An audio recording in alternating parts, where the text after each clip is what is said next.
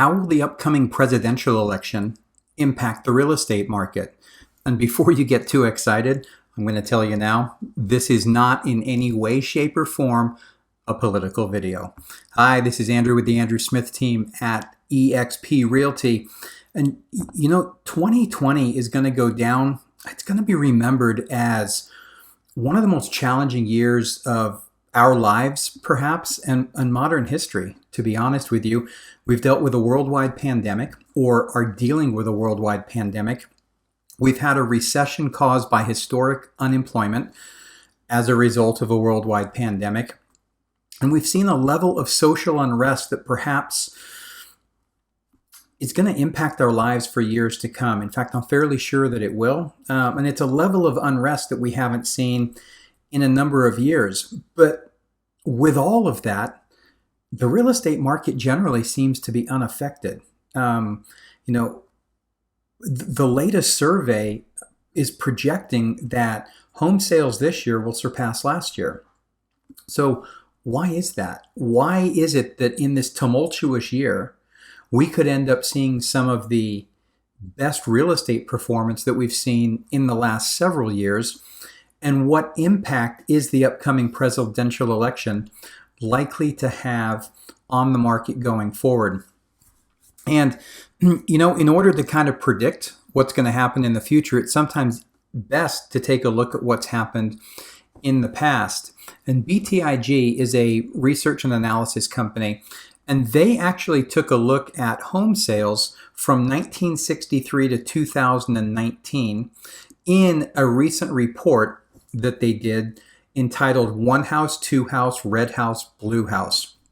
And here's what they found: that in non-presidential election years, sales typically decrease nearly 10% in November compared to October, 9.8% to be exact. That's actually normal seasonality in the market. We see that each and every year, usually in the fall or in the winter, depending on where you are.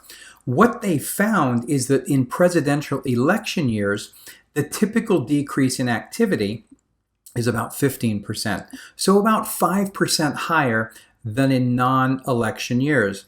And in the report, they go on to say that this may indicate that potential home buyers may become more cautious in the face of national election uncertainty. So here's the interesting thing, though.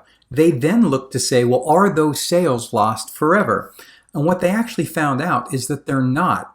They said this causation is temporary and ultimately results in deferred sales as the economy, jobs, interest rates, and consumer confidence all have far more meaningful roles in a home purchase decision than a presidential election result in the months that follow that election. And if you think about it, we actually saw that this year with the pandemic and the lockdown. Traditionally, spring starts the busy season in real estate. Well, the country was locked down. It didn't. We saw activity drop off substantially in March. But that demand, those people that wanted to buy, they didn't go anywhere. Those home sales just shifted from spring to summer. We've been seeing it for the past couple of months. Anyone that's been out shopping for a home, you know what I'm talking about. There hasn't been a whole lot out there to go and look at.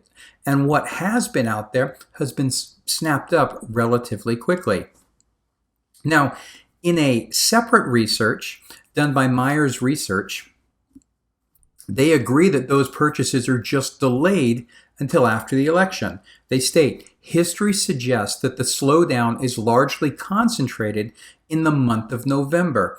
In fact, the year after a presidential election is often the best of the 4-year cycle. That suggests that demand for new housing is not lost because of the election uncertainty. Rather, it gets pushed into the following year. So then the question becomes, does it matter who gets elected? Now, I'm strictly talking real estate here. And, to a certain degree, yes, but maybe not as much as you would think. Now, depending on whether your guy gets elected, that may impact your specific outlook on what's going to happen going forward. But historically, what we have seen is it doesn't necessarily play as big a role as you might think it does. However, asterisk there, a change in administration might benefit trailing blue county housing dynamics, whereas the re-election of the current president could continue to propel red county performance. So that is what the BTIG report also stated. But here's the thing. What we have also seen is when you look at home buying overall, it's not necessarily the administration directly that is impacting the real estate market, but mortgage rates. What are going to happen to mortgage rates? Chairman Powell of the Federal Reserve recently said he expects mortgage rates to remain low for the next couple of years, even if inflation exceeds the 2% target. Well, that indicates that he's going to try and keep those rates low. We could go into a whole economic session here on, if inflation gets too high, what that does to the bond market and the impact on interest rates. But it's basically going to be interest rates, unemployment, and if those numbers continue to decrease, as of right now, about half of the jobs lost as a result of the pandemic have been gained back. If you start to see the economy continue to improve, and if you see interest rates stay low, expectations right now are that the real estate market will continue strong, not only for the rest of this year, but next year as well.